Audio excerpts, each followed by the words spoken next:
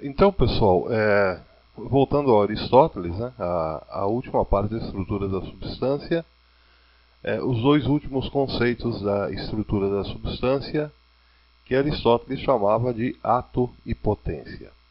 Ato e potência. Ato e potência também faz parte da estrutura da substância, né? Bom, então, nós vimos que essência e acidente eram dois conceitos, os dois primeiros conceitos da estrutura da própria substância. Bom, a gente também pode chamar a essência e acidente de uma estrutura dual, né? Uma estrutura dual de existir e de consistir, de ser, né? No sentido existencial e de ser no sentido essencial, né? Então, essa caneta que está aqui na minha frente, no sentido existencial, eu posso dizer que ela existe, porque ela está aqui. Eu posso vê-la, eu posso tocá-la, né? E no sentido essencial, eu posso dizer em que ela consiste, né? Mas é mais um dizer no sentido de como ela existe, né? Ela existe como objeto para escrever, objeto com tinta e assim por diante. Então, ela tem uma existência para mim, porque está aqui na minha frente, né? E tem uma essência, que é o para que ela existe, ou para que ela foi criada, né? Com todos os atributos que fazem parte dela, né? Como caneta. Mas esses dois primeiros conceitos da estrutura da substância, eles também são decompostos em outros dois, segundo Aristóteles, né? Que são os conceitos da matéria e forma. Nós vimos isso. Bom, ocorre o seguinte, muita gente pensa que matéria corresponde à existência, e a essência corresponde à forma, né? Mas isso não está correto. Não é isso exatamente que o Aristóteles fala, né? Não é, digamos assim, correto associar a existência à matéria.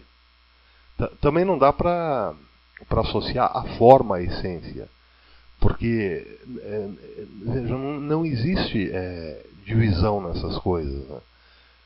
O Aristóteles está falando o tempo todo do que, né, da substância. A substância é o que une, digamos assim, tudo isso, né? Isso está unido na substância. Então a gente não pode dividir essas coisas, separar essas coisas, matéria, forma, essência e acidente, né? Por quê? Porque tudo isso está fundido na substância. Então a gente não pode pensar, digamos assim, que seja possível separar uma coisa da outra, né? No sentido ontológico, vamos dizer, né? Por exemplo, eu não posso separar a matéria da forma, porque aí eu já não tenho mais uma substância. A substância é o quê? Ela é a unidade da matéria e da forma, né? A gente pode imaginar, por exemplo, essas duas coisas, a matéria e a forma da minha caneta aqui, né? De modo que se a gente pudesse separar essas duas coisas. Então, imagine que eu desmonto metafisicamente a minha caneta, né? Então eu tenho duas coisas, a matéria e a forma, né? Vamos imaginar como num filme de ficção científica, por exemplo, né? Eu tenho a matéria da caneta, que é basicamente plástico. Então esse plástico é um plástico duro, certamente, mas no momento em que eu tiro esse plástico da forma da caneta, ele derrete, vamos dizer assim, escorre pela mesa, cai no chão, né? E se dissolve, né? Porque ele já não tem mais forma nesse caso, né? Nesse caso seria já uma matéria sem forma. Então eu fiquei só com a forma da caneta, né? Que poderia ser de luz, vamos dizer assim, ou um arame muito fino, sei lá. Bom, claro, isso seria um absurdo, né? Só num filme de ficção científica daqueles tipo B, assim, B, C, D, né? Algo assim. Por quê? Porque realmente não é possível separar a matéria da forma, né? Bom, eu posso, digamos, derreter a caneta, mas aí eu já não tenho a caneta. Mas eu tenho o quê? Eu tenho uma outra substância, eu tenho um pedaço de plástico derretido, né? Isso já é isso já é outra substância, né? E eu vou chamar essa substância de quê? Sei lá, de pedaço de plástico derretido, percebem? É uma substância que talvez não sirva para nada. Porque eu já não vou poder escrever com um pedaço de plástico derretido, né? Já não é mais uma caneta, né? Bom, mas é alguma coisa, é um objeto com suas propriedades, percebem? É uma substância, na verdade. Né? Só que é uma nova substância, uma substância transformada. Né? Já não é mais a substância caneta. Mas é uma substância com esse primeiro par conceitual que é a existência e a essência. Né? E eu posso dizer que existe. Né? Do mesmo modo que eu dizia que a caneta existia, porque ela está aqui na minha frente. Isso também está aqui na minha frente. Né? Então eu posso dizer também em que consiste. Eu posso falar do seu aspecto essencial e acidental. Né?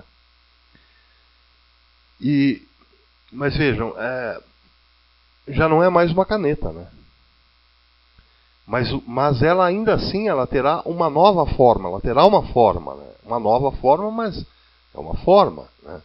E uma forma completamente unida na sua matéria, percebe? Então, não dá para associar a matéria com a existência, nem a forma com a consistência, nesse caso. Né? Por quê? Porque são duas coisas unidas. Então, eu não posso levar uma coisa para um determinado conjunto e outra para um outro conjunto, percebe? Por quê? Porque se eu movo uma, eu automaticamente movo a outra também. Né?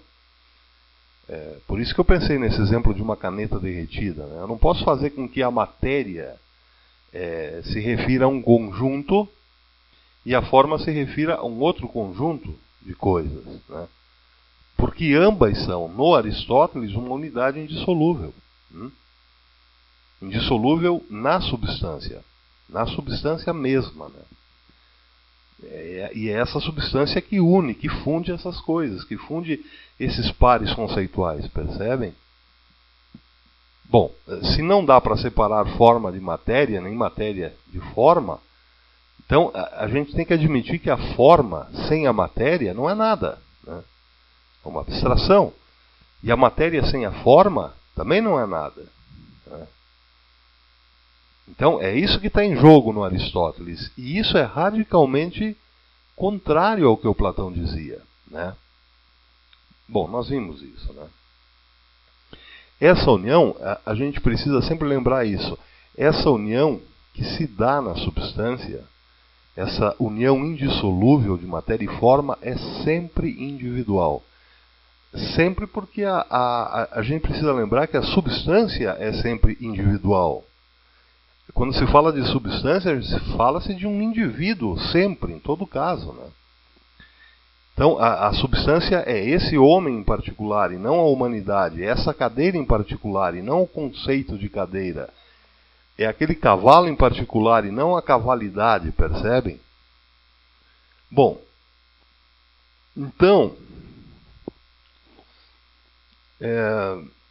além desses dois pares de conceitos, a essência, o acidente, matéria e forma, a estrutura da substância é ainda desdobrada em outros dois conceitos, que é o real e o possível. Real e possível. Né?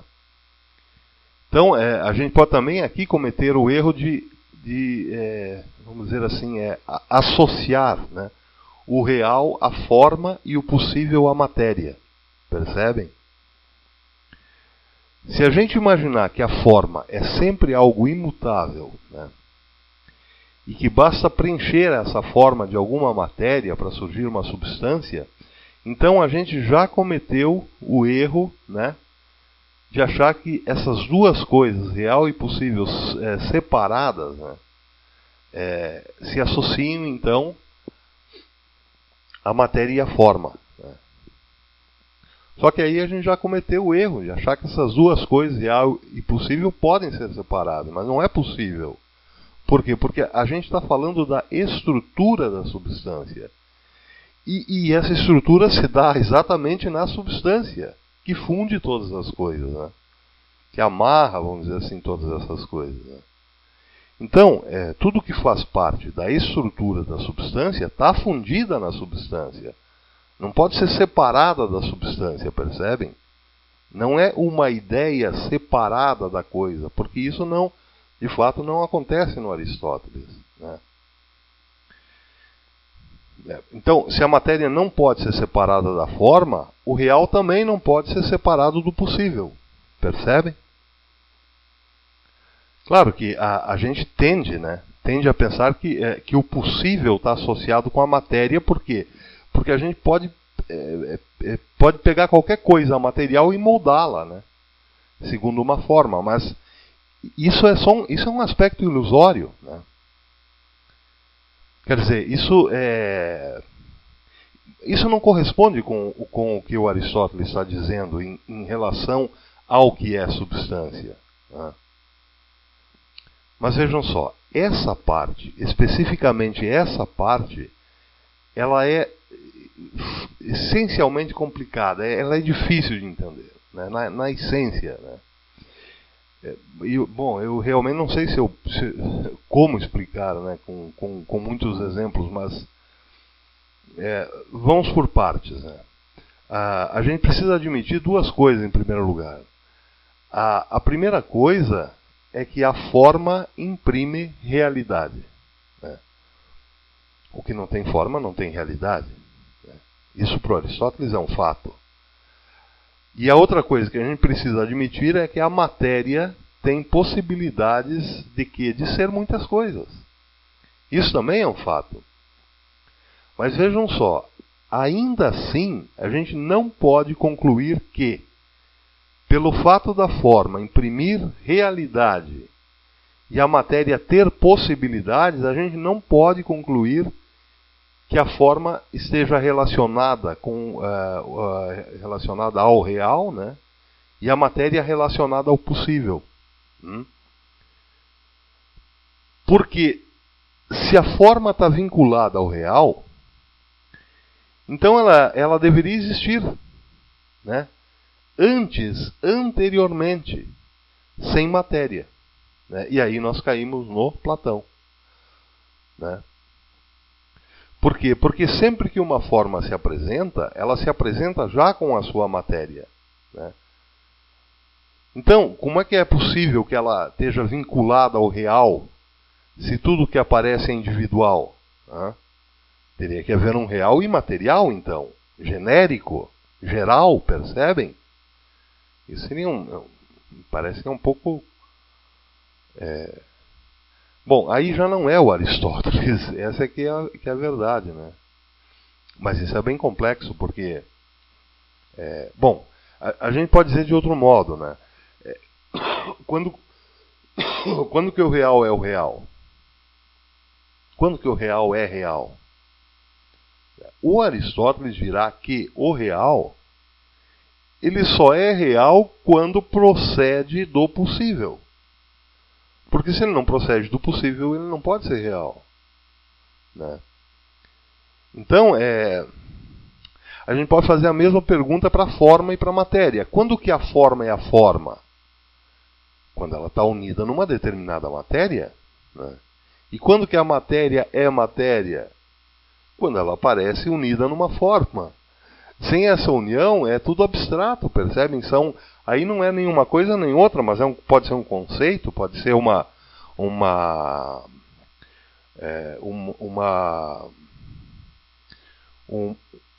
delteriousia, digamos assim, né? Uma realidade de segunda mão, vamos dizer. Né? Bom, então, sem essa união, não poderia haver a substância, porque a substância é essencialmente aquilo que une de modo indissolúvel essas coisas. Né? Então, nem a essência está separada dos acidentes, nem a matéria está separada da forma, e nem o real está separado do possível. Percebem? Porque nenhum desses pares de conceitos, né, que o Aristóteles percebeu na substância, eles existem separados da substância e do seu par, e do seu complemento, vamos dizer assim. Né? Isso no Aristóteles seria impossível. Né? Bom, mas a gente ainda precisa falar do último par de conceitos, né, que fazem parte dessa estrutura da substância, né, que o Aristóteles chama de ato e potência. Né? Então, foi isso que ficou pendente do último programa. Né? Bom, aqui a gente vai aplicar esse mesmo raciocínio. Por quê? Porque não dá para separar ato e potência. Também não dá. Né? Porque eles também estão fundidos. Né? E a solda dessa fusão é a substância. Né? Mas a gente pergunta então, o que significa ato para o Aristóteles? Né? De modo bem resumido, ato significa o resultado do advento do ser. Então, vejam só, atentem para essa palavra, o resultado. Né? Isso, a mim, não sei porquê, mas a mim lembra futebol. Né? Dá para fazer uma analogia esportiva aqui. Né? Eu não sou o ex-presidente, mas eu acho que em alguns casos a analogia esportiva vai bem também. Né? Porque, vamos imaginar o seguinte, vamos imaginar que quando o juiz apita o início de uma partida, né, qualquer resultado daquela partida está em potência. Né? Porque em ato mesmo, quando o juiz apita, é o placar zerado, é o 0-0. Né? Mas vamos supor que vamos pegar o Palmeiras e o Corinthians aí, né? Qual que é o ato do placar quando o jogo começa? É zerado, está zerado, o placar está 0-0, né? Mas em potência, o que a gente pode dizer em potência? A gente pode dizer que em potência o Palmeiras vai golear o Corinthians, né? Mas isso só enquanto o jogo não termina. Né? Porque a gente não pode dizer que aquela suposta goleada é ainda um ato, percebem? Então, lembrem da palavra resultado. Né? Para o Aristóteles, ato é o resultado do advento do ser. Né? Então, o juiz apita o final da partida e qual que foi o resultado? Palmeiras 2-0. O que é advento? Bom, qualquer dicionário aí vai dizer que advento é vinda, chegada. Né? Então, analisando aí a coisa pela palavra resultado, né, a gente tem o seguinte, resultado é o fim do jogo. Né? É o resultado de como que a coisa se deu. Né? Mas, por outro lado, é o que aponta o vencedor. Né? A gente pode dizer que o fim do jogo nos trouxe um vencedor. O vencedor chegou, adveio. Percebe? Isso é um fato. Isso agora é um fato. Né? Então vejam, quando o jogo começa, ele começa num placar zerado. Né? E a gente não pode dizer que aquilo é o ato. Né? Aquilo ainda não é o ato, porque o jogo não acabou, né? Ele só começou. Então, pode ser que o jogo termine 0-0. Pode ser.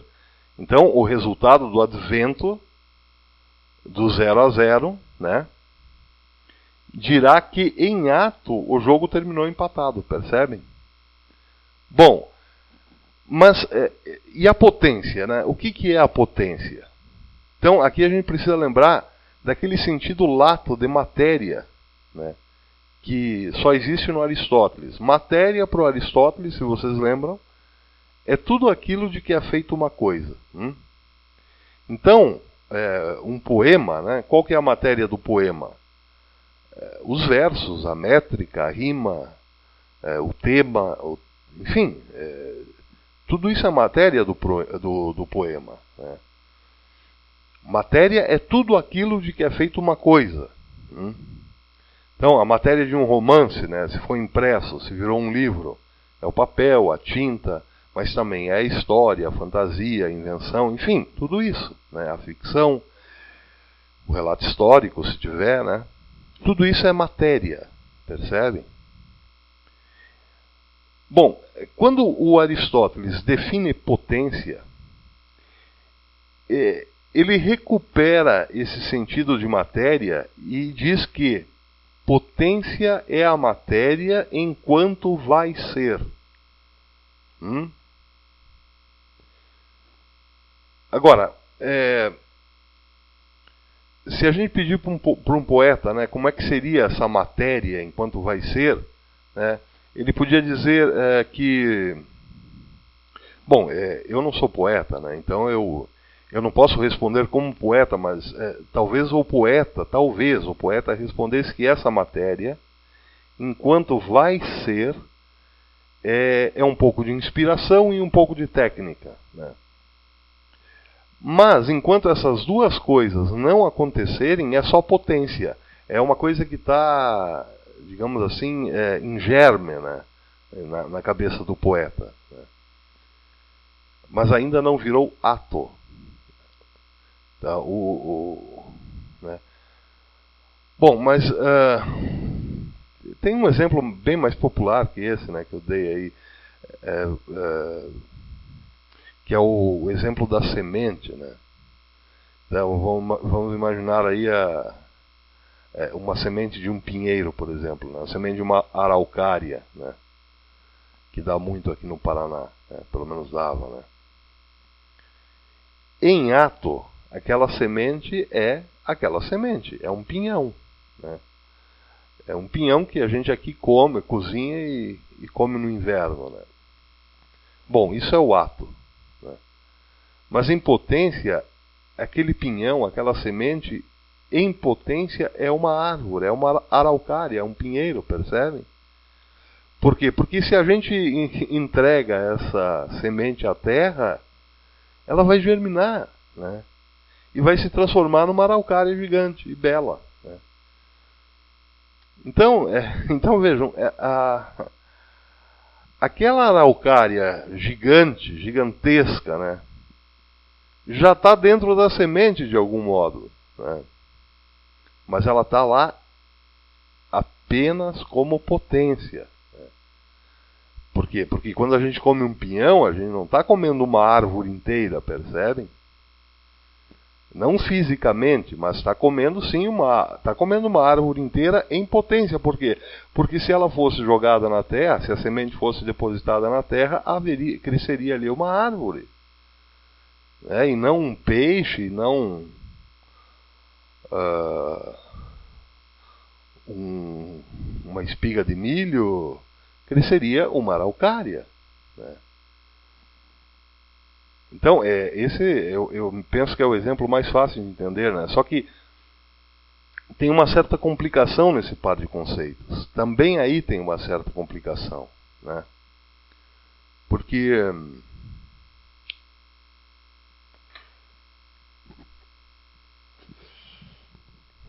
vejam só, né? Se a gente seguir a lógica, né, de que os dois estão unidos, né, ato e potência, né, e não podem ser separados, que eu não posso separar o ato da potência, né, eu não posso dizer que uma semente é apenas uma semente e que nunca germinará. Eu não posso dizer que um embrião não será um ser humano, né? Eu posso dizer que acidentalmente, talvez não seja nada, né? Eu posso dizer que acidentalmente, talvez esse pinhão não vire uma árvore, não vire uma araucária, né? Mesmo se eu jogar na terra. Eu posso dizer isso como se isso fosse um acidente, mas isso não é a regra. Isso é uma exceção, né? Porque a regra é que ato e potência também estão unidos de forma indissociável. E se toda vez que eu jogar um pinhão na terra, a regra me faz crer que nascerá ali uma araucária.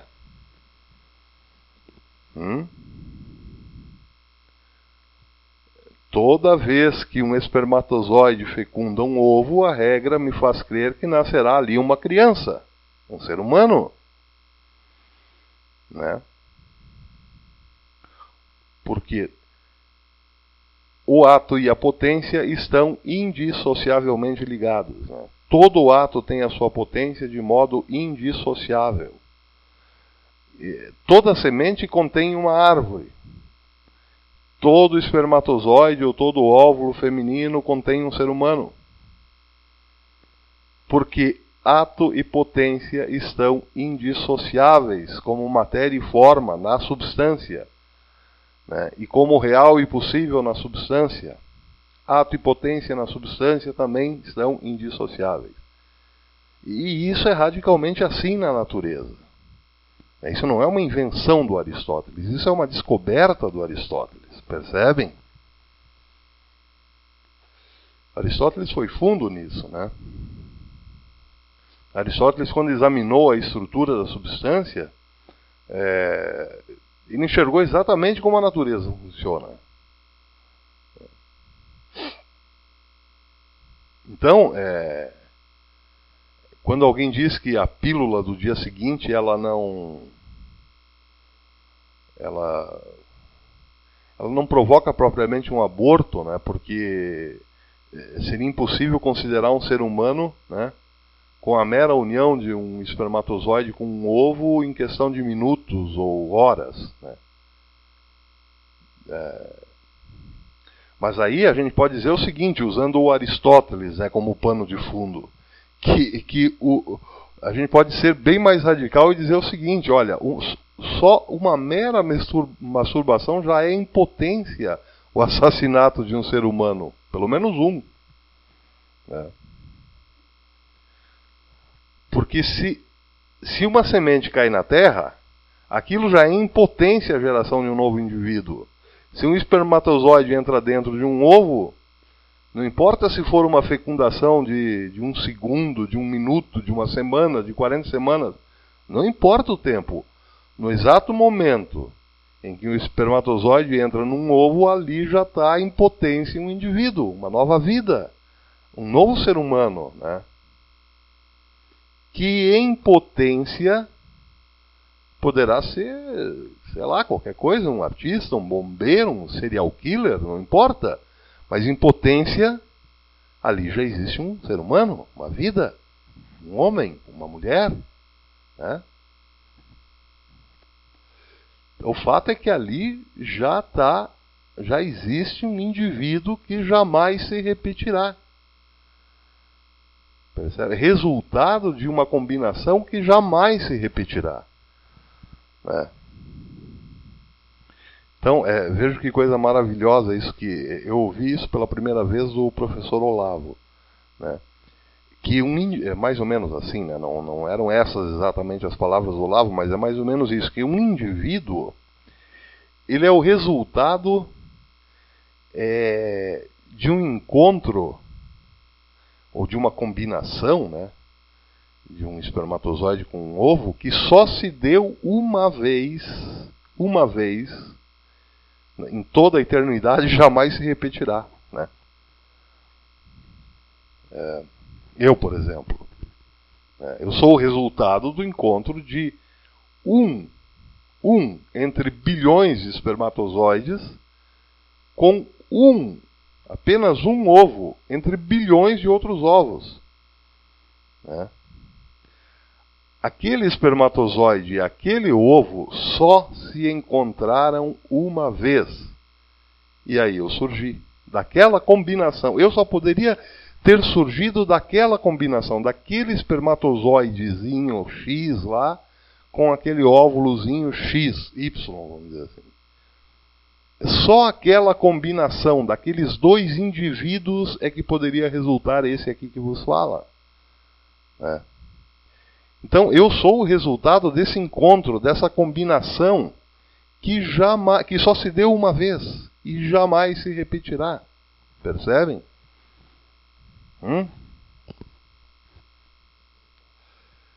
Eu só sou possível por quê? Porque aqueles dois indivíduozinhos lá, o espermatozoidezinho e o óvulo, se encontraram. Né? Porque qualquer outra combinação aí não seria eu. Percebem? Se fosse aquele ovo, vamos deixar aquele ovo lá no lugar, mas se outro espermatozoide entrasse no lugar daquele que me gerou, né, que levou as combinações dele, que são parte do meu ser, pô, aí já não seria eu, seria outro indivíduo, e não eu. Por quê? Porque eu era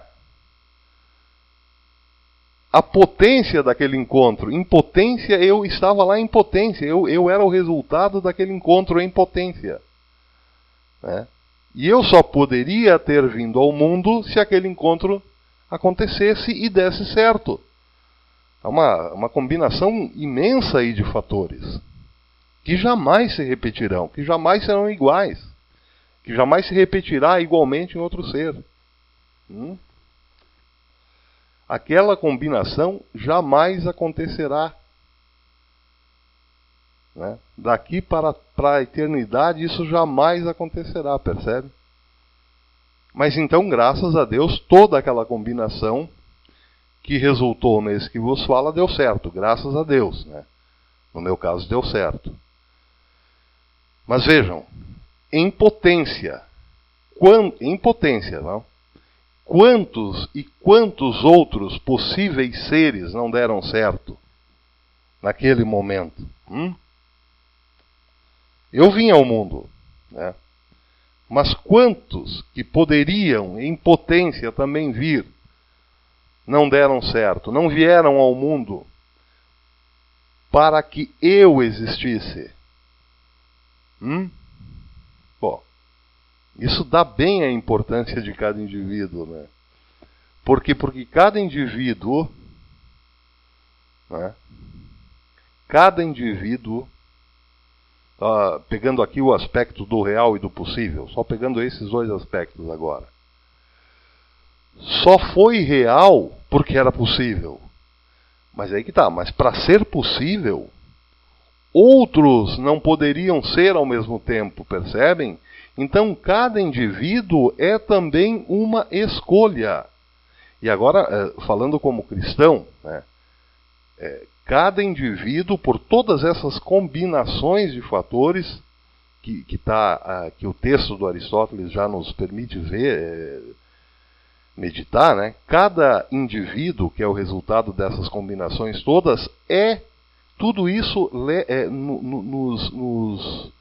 nos faz acreditar, né? Ou melhor, é notório para nós que cada indivíduo é também uma escolha de Deus, por causa dessa combinação enorme de fatores. Porque poderia ter sido qualquer um, mas fui eu, isso não é obra do acaso. Deus escolhe em particular a cada um de nós, numa série infinita de combinações, percebem? E aqui eu posso até trazer o Parmênides aqui para corroborar isso. O ser é e o não ser não é. Aqueles que não aconteceram não estavam na existência. Aquele que estava, que era eu naquela combinação específica, só estava lá por quê? Porque Deus decidiu assim.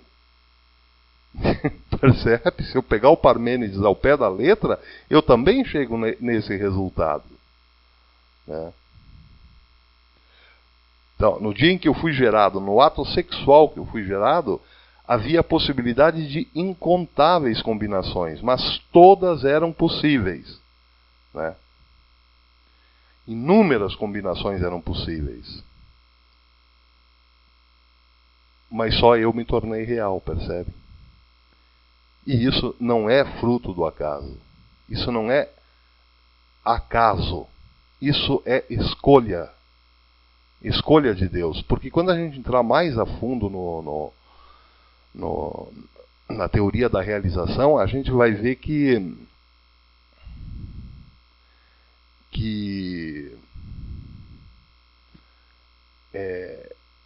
há ali um conceito no Aristóteles de que tudo que existe, existe de tal modo que foi feito, foi inventado, criado, vamos dizer assim, por alguma coisa. Porque o Aristóteles, a gente vai ver que ele não distingue muito essa coisa de substância natural de substância artificial. Para Aristóteles, tudo é fabricado. Então, o ser humano é fabricado, né? E uma caneta é igualmente fabricada, percebe? E esse fabricar quer dizer o seguinte, que existe por trás de toda substância que existe, há um artífice. Então a caneta existe porque alguém foi lá e fez a caneta. Fabricou a caneta. Construiu, pensou, imaginou e fabricou a caneta. E o ser humano existe porque existe outro por trás, até chegar num primeiro, que desejou criar aquilo, percebem? Bom, isso a gente vai ver mais pra frente, né? Mas por hora, tudo nos vai levar a essa conclusão, de que cada um de nós é uma escolha. Existe por causa de uma escolha, né? E no nosso caso, como nós somos cristãos, a gente inevitavelmente vai ter que dizer que essa é uma escolha de Deus, né? Deus escolhe a cada um de nós no meio de infinitas combinações, né? É como se Deus dissesse, eu quero assim, e assim já se faz o indivíduo, né? Em Deus, né? Mas claro, Deus não diz isso no tempo, né? Bom, mas eu não quero me aprofundar nesse tema agora, porque a gente vai voltar muito nisso um pouco mais para frente, mais lá para frente, né? Mas é só para deixar esse aspecto, né, sobre o par de conceitos ato e potência, né? Em primeiro lugar, eles não podem ser separados, né? E isso já nos dá toda essa margem de reflexão aí sobre a realidade, né? A realidade como realização, né? Mas isso também não, do mesmo modo, o ato e potência não pode ser separado, do mesmo modo que a matéria não pode ser separada da forma, percebe? Como o real não pode ser separado do possível, né? O ato também não pode ser separado da potência, né? Só que a gente tende a ligar o ato com a forma e a matéria com a potência. E isso também não é o correto, digamos assim, em relação ao Aristóteles, né? Por quê? Porque se o ato tivesse relacionado com a forma, o ato seria estático, né? Por quê? Porque a forma é estática, né? E se a potência estivesse relacionada com a matéria, a potência também seria estática, né? Porque a matéria é estática, percebem? Pô, isso seria um absurdo, uma contradição terrível, né? Porque, veja, o ato ele não pode ser estático. O ato é o que acontece em cada fração de segundo, né? E se o ato fosse estático, a gente jamais veria uma semente germinar na Terra, né? O universo inteiro seria como uma fotografia. Não haveria movimento, né? Não haveria aquilo que os gregos chamam de dinamis, percebe? Estaria tudo parado. Como numa fotografia, né? E o universo todo ele é movimento. A gente viu isso, né? Quando nós falamos do Heráclito, né? Nós vimos isso, né? E se a potência fosse estática, bom, isso também não dá nem para pensar, né? Porque se a potência do pinhão, né, por exemplo, que é ser araucária, né, se ela fosse estática, né, então essa araucária jamais surgiria, nada surgiria, né, porque estaria tudo parado mesmo, né, como uma fotografia, né? Nada cresceria, não haveria movimento, né? Isso é uma coisa impossível de pensar, né? Então, o que a gente pode dizer, né? O máximo que a gente pode dizer é o seguinte, que a parte da estrutura da substância que, digamos, não comporta o movimento, ela também está dada ali na substância, que é a forma e a matéria, né? Então a gente pode dizer, claro, que parte da substância é estática, né? Mas é estática sob o quê? Sob um outro ponto de vista que não o da genética. É estática num ponto de vista lógico, percebem? No discurso, né? Nós podemos falar de tempo e de espaço, de forma e de matéria, de modo que forma não se altera, nem a matéria se altera.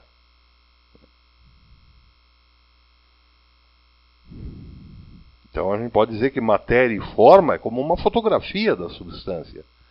É como a parte que é possível ser lida, né? Porque ela não se move, ela não está em movimento, né? Você não pode ler um livro, vamos supor, em movimento, folheando o livro o tempo todo, não dá para ler, não dá para acompanhar, né, o que está escrito. Então, esse aspecto lógico nos permite o quê? Uma leitura da substância. As predicações é uma forma de leitura da substância, ela se deixa ler por aquilo, né?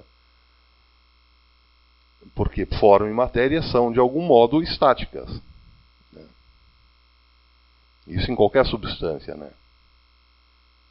Mas o par de conceitos ato-potência já não é uma fotografia, mas é a própria substância em movimento, percebem? Em constante movimento, em transformação, em desenvolvimento, né? Se a gente quiser usar esse termo, percebe? Então vejam, a substância ela se apresenta para nós sob 3 aspectos, né? Sob 3 aspectos. Toda a substância se apresenta para nós sob 3 aspectos.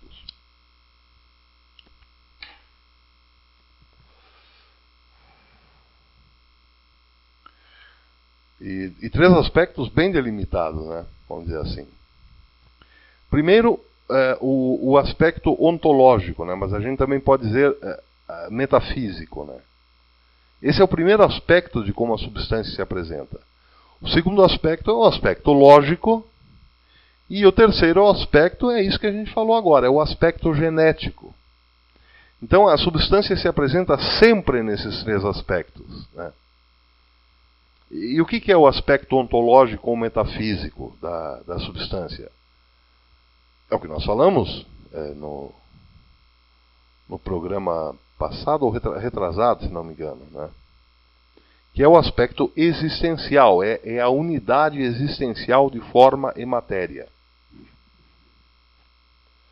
Esse homem, esse lápis, aquela cadeira, aquele cachorro e assim por diante, né?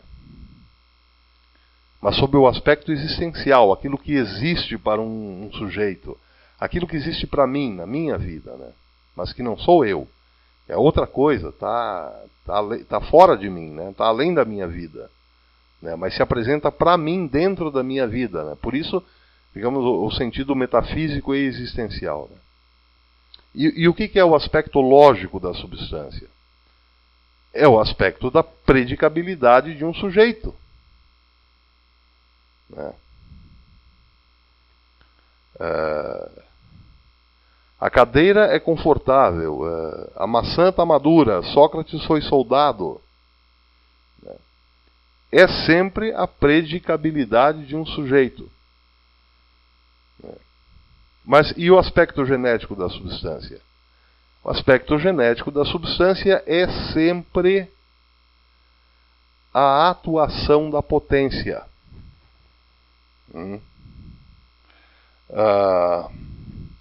Muitos filósofos dizem que esse aspecto da substância, né, o aspecto genético, é aquilo que projeta, é aquilo que nos projeta uma realização. Então, quando a gente sabe que um espermatozoide, por exemplo, fecundou um ovo, isso já aparece para nós como uma realização, né? O que se projeta ali? Um novo ser humano. Né? A gente é capaz de imaginá-lo sobre vários aspectos. Né? Por exemplo, será um homem. Terá cabelos ruivos ou negros? Será honesto, justo, estudioso, obediente, temente a Deus? Se formará em engenharia mecânica? Ou será médico, dentista ou marceneiro? Tanto faz. Né? Mas isso já é o quê? Já é uma projeção nossa. Nós já projetamos algo aí. Né? Mas isso sempre aparece como uma realização, não como uma realidade, percebem? Imagine a mãe que recebe a notícia do seu médico, né, de que ela está grávida. Bom, a gravidez é uma realidade, mas todo o resto que ela imagina ainda não é realidade. Que seu filho será assim, assado, né, se comportará desse ou daquele jeito. Isso ainda não é realidade. Mas já é realização. Percebem? Então, esse é o aspecto genético da substância. Realização ou atuação da potência. Né? É um projeto de realidade, vamos dizer assim. Mas ainda não é a realidade propriamente. Não é a realidade consumada, percebem? Por causa desse aspecto genético, é que a gente precisa dizer que o ato não é uma coisa estática, mas ele é uma atuação, e a potência não é uma realidade, mas ela é uma realização. Né? Não como forma definida, mas como uma formação, percebem? Então vejam só que coisa incrível. O Aristóteles, ele definiu a estrutura da substância usando 3 aspectos, que a gente acabou de ver: o ontológico, o lógico e o genético. Bom, esses 3 aspectos também estão unidos na substância, evidentemente. Porque sempre é bom lembrar, né? A substância é o que amarra tudo. Ela é a unidade de todas essas coisas. Né? Vamos pegar um exemplo qualquer aqui. Esse lápis, né? Essa substância lápis. Qual é o aspecto ontológico desse lápis que aparece aqui para mim? Bem, ele é um ente real. Né? Existe aqui no mundo fora de mim. Né? Ele é um ente. Né? Bom, esse aspecto ele nos lembra a filosofia, a própria filosofia do Parmênides, né? Sobre certos aspectos. Né? Se a gente espreme o Parmênides, a gente chega nisso, né? Que as coisas estão aí no mundo porque o ser é. Né? A gente já viu isso. Né? Tá, agora, o segundo aspecto da substância que também aparece é o aspecto lógico. Né? Por quê? Porque toda substância se apresenta também como logos, como discurso, como predicação de um sujeito. Né? E isso já estava onde? Isso já estava lá no Sócrates, né? E a gente vai estudar num curso à parte, né? E o aspecto genético, né? Que é o aspecto da realização, isso já estava no Heráclito, né? Com outro nome, claro, com o nome de devir, né? Bom, o que acontece agora com Aristóteles? O Aristóteles fala desses 3 aspectos da substância, né, que são aspectos da realidade, né, mas que são também 3 filosofias do passado, 3 filosofias que o antecederam, que estão atrás dele, percebem? Claro que essas 3 filosofias do passado, a filosofia do Parmênides, a filosofia do Sócrates e a filosofia do Heráclito, elas não estavam fundidas umas às outras, né? Eram coisas diferentes. Né? Cada um deles tinha o seu edifício conceitual fechado e não se relacionava, não tinha abertura para os outros. Né? Eram filosofias estanques, vamos dizer assim. Né? Isso quer dizer que cada um olhava a realidade sob um aspecto, né? Sob o seu aspecto filosófico, né? Vamos dizer assim. O Parmênides, ele olhava a realidade sob o aspecto da metafísica, ou da ontologia. O Sócrates olhava a realidade sob o aspecto da lógica, do logos. E o Heráclito olhava a realidade sob o aspecto do devir, que a gente também pode agora chamar de genética, né? O aspecto da realização. E o Aristóteles, ele pega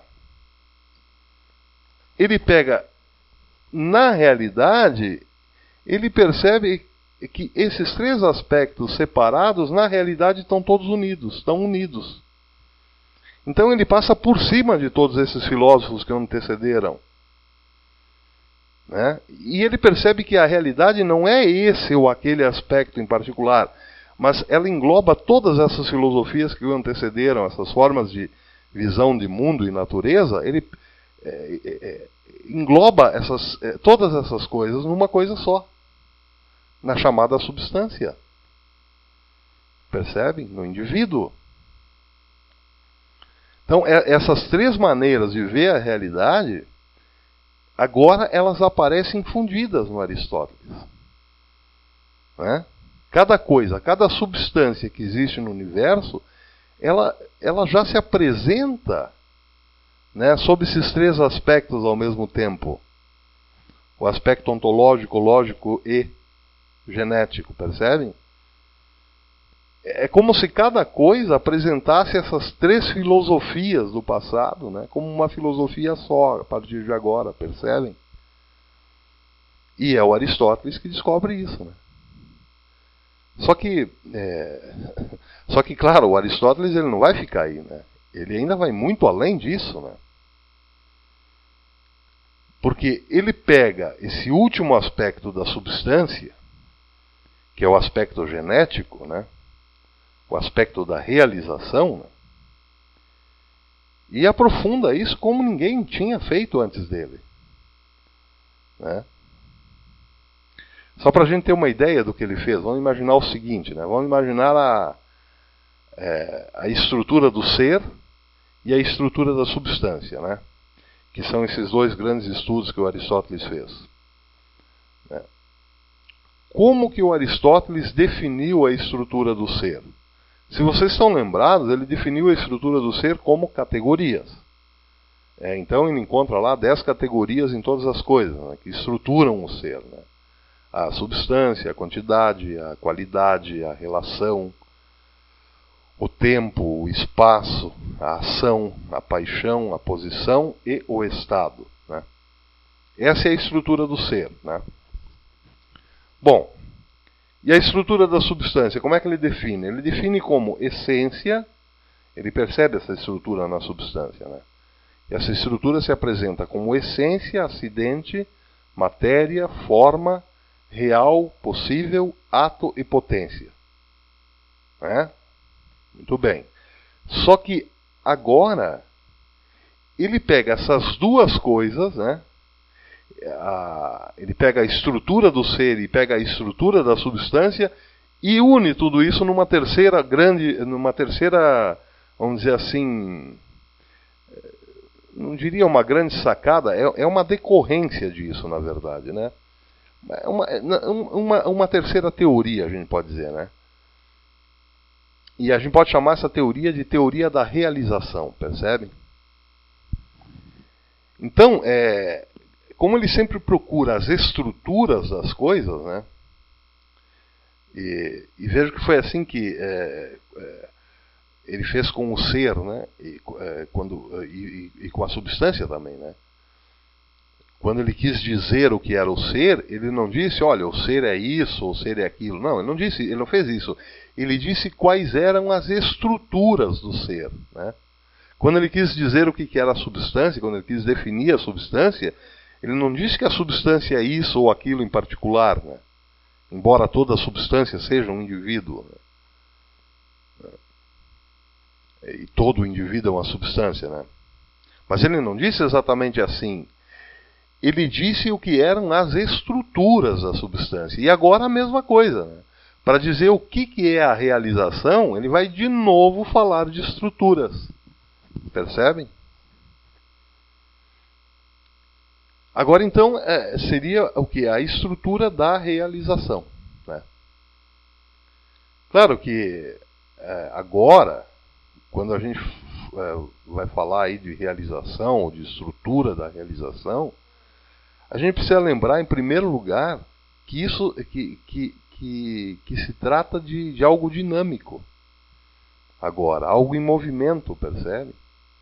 Agora é movimento. Realização é movimento. Realização é dinamis, né? Então a gente também pode falar em termos de estrutura do movimento, percebem? Bom, mas seja como for, a estrutura do movimento ou a estrutura da realização é sempre compreendida como teoria das causas. Que a gente pode resumir mais ou menos do seguinte modo, né? Que agora a gente está falando não mais da estrutura do ser, nem da estrutura da substância, mas a gente está falando agora da estrutura da realização, né? E a estrutura da realização, ela é apresentada como teoria das causas, percebem? Então, o que existe individualmente falando?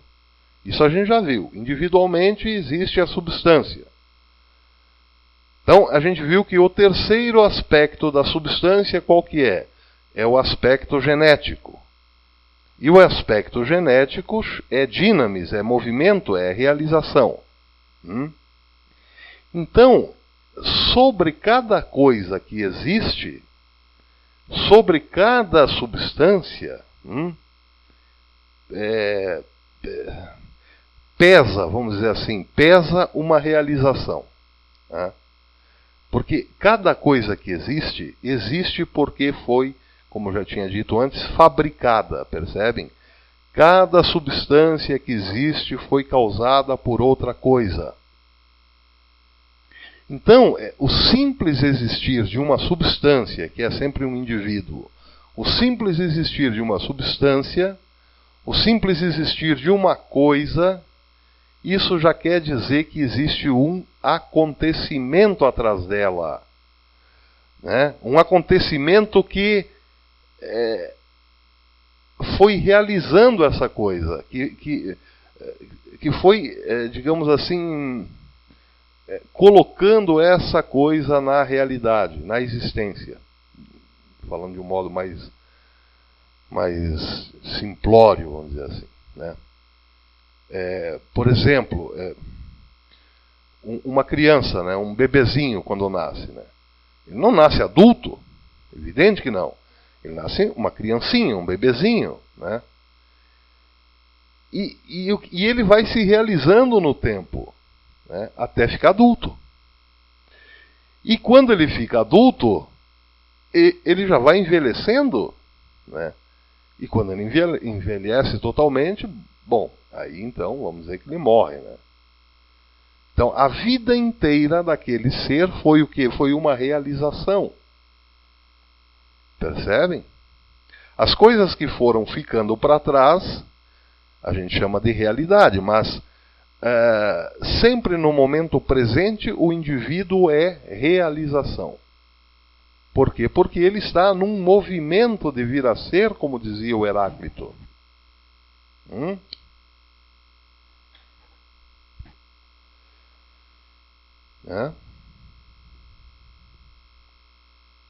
Então a vida inteira é um movimento, mas como é que esse movimento começa? Começa de outro movimento, né? E assim a gente pode ir indefinidamente, aí até o infinito, né? Até o motor imóvel. Por isso que a gente diz que a filosofia do Aristóteles, ela acaba sempre, ou ela descamba, vamos dizer assim, para uma teologia, né? Mas o fato é o seguinte, cada substância tem esse aspecto de que de realização que recebeu de outra realização, né? E assim por diante, né? E isso em bom português quer dizer o seguinte, relação causal. Então, me lembrei de uma coisa que os jovens falam, né? Vou fazer um parênteses aqui. Os jovens dizem, né? Por exemplo, fulano causa, fulano causou, né? Então a gente já imagina um fulano em movimento, né? Uma imaginação aristotélica, né? Fulano em movimento, fulano causou, fulano em movimento, né? Causando um frisson diante do torno dele, né? Bom, toda a substância está envolvida nisso, nesse movimento, né? Que se chama, que o Aristóteles chama realização. Então vejam, se a gente pega só esse aspecto da genética, a gente vai ver que uma criança ela já começa a ser causada quando o seu pai e a sua mãe nascem.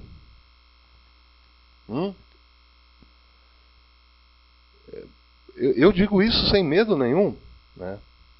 Porque, claro, ninguém suspeita, né, que uma pessoa X encontrará lá 20, 30 anos depois, uma pessoa, depois de ter nascido, encontrará lá uma pessoa Y, né? E desse encontro lá, 20, 30 anos depois, nascerá um ser Z, por exemplo, né? Mas ninguém suspeita isso.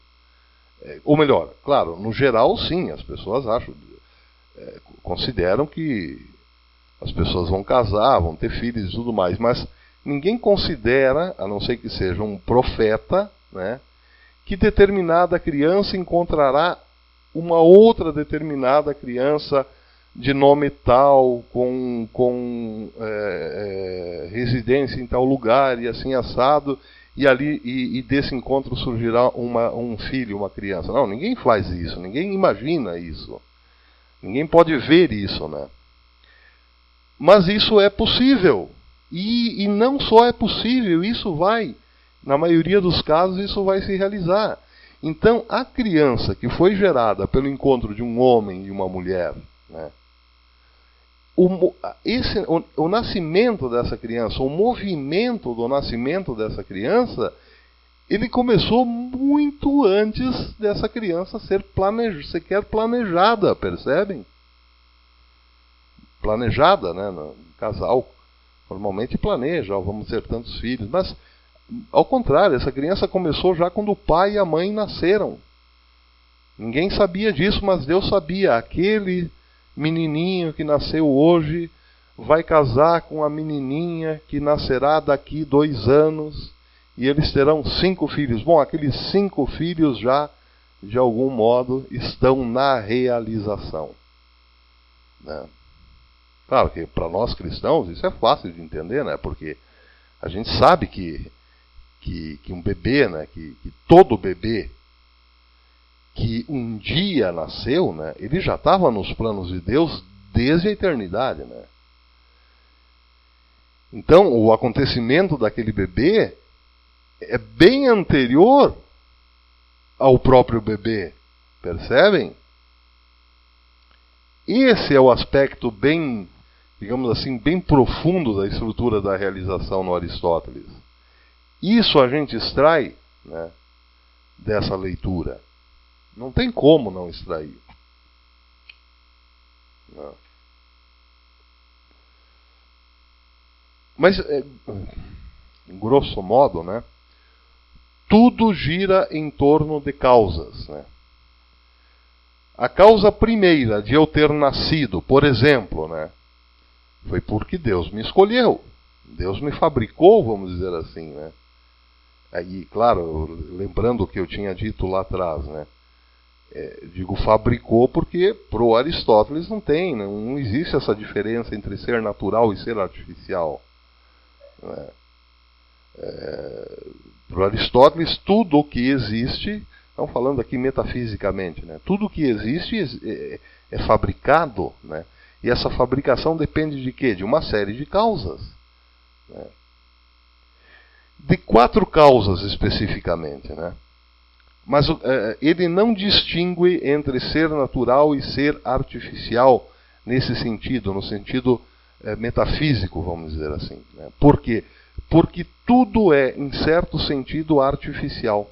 Nesse sentido, né? Tudo é artificial. Mas veja só, isso não é pejorativo. Isso não tem nenhuma conotação moral, né? Isso quer dizer que tudo o que existe, existe por causa de um artífice. Percebem? Então, o vaso de barro lá existe por quê? Porque havia um oleiro, né?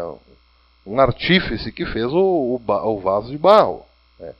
Que pensou o vaso de barro e fez o vaso de barro, objetivamente falando, né?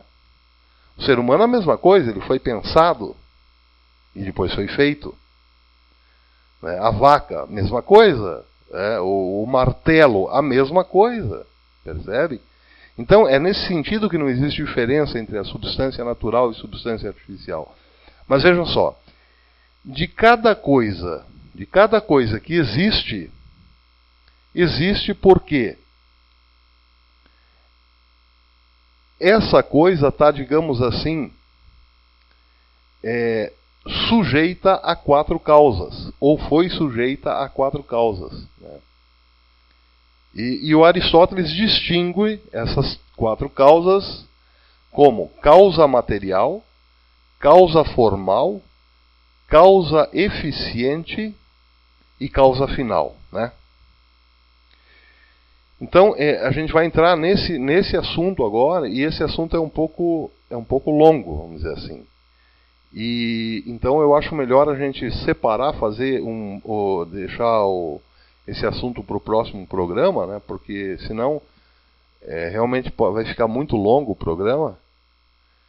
Então a gente vai ficando por aqui hoje, né? E daí na próxima quarta-feira, então a gente retoma essa teoria da realização, né? E essas 4 causas que o Aristóteles distingue, né, para cada coisa, né? Então, pessoal, por hoje é isso, né? Eu fico por aqui, desejando a todos uma abençoada semana, um abençoado final de semana, né? Muita saúde, muita paz, né? Muita fé, pessoal, muita fé em Deus, né? E vamos rezar, né? Vamos rezar bastante para o Brasil, vamos rezar bastante para a Colômbia, né? Que está uma situação difícil aí. E fiquem todos com Deus e até quarta-feira, se Deus quiser. Um abraço.